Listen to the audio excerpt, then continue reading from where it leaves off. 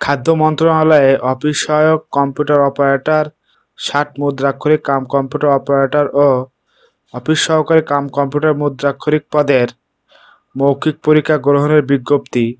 তো এটি প্রকাশ করেছে ২৪ ডিসেম্বর ২০২০।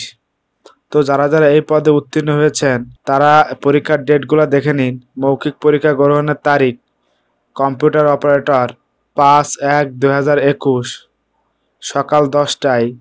এখানে ১৮ জনের মৌখিক পরীক্ষা নিবে তারা। ৬/১/২০২১ এখানে ১৭ জনের মৌখিক পরীক্ষা তারা নিবে। পরীক্ষার সময় সকাল ১০টায়।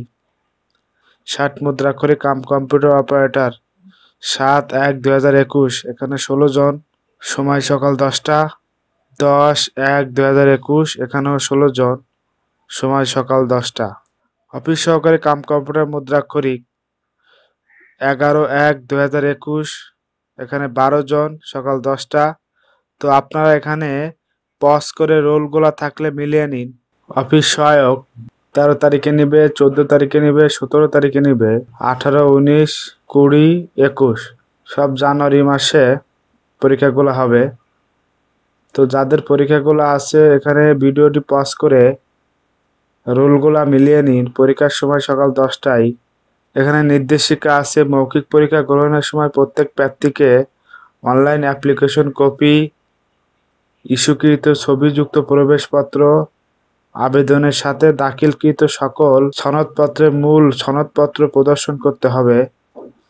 মূল সনদপত্র প্রদর্শন করতে ব্যর্থ হলে মৌখিক পরীক্ষা গ্রহণ করা হবে না।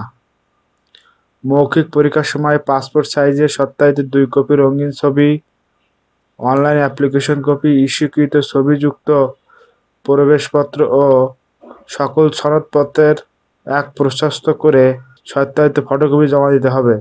মৌখিক পরীক্ষার জন্য আলাদা কোনো প্রবেশপত্র ইস্যু করা হবে না। মৌখিক পরীক্ষা গ্রহণের জন্য কোনো টিএ/ডিএ প্রদান করা হবে না।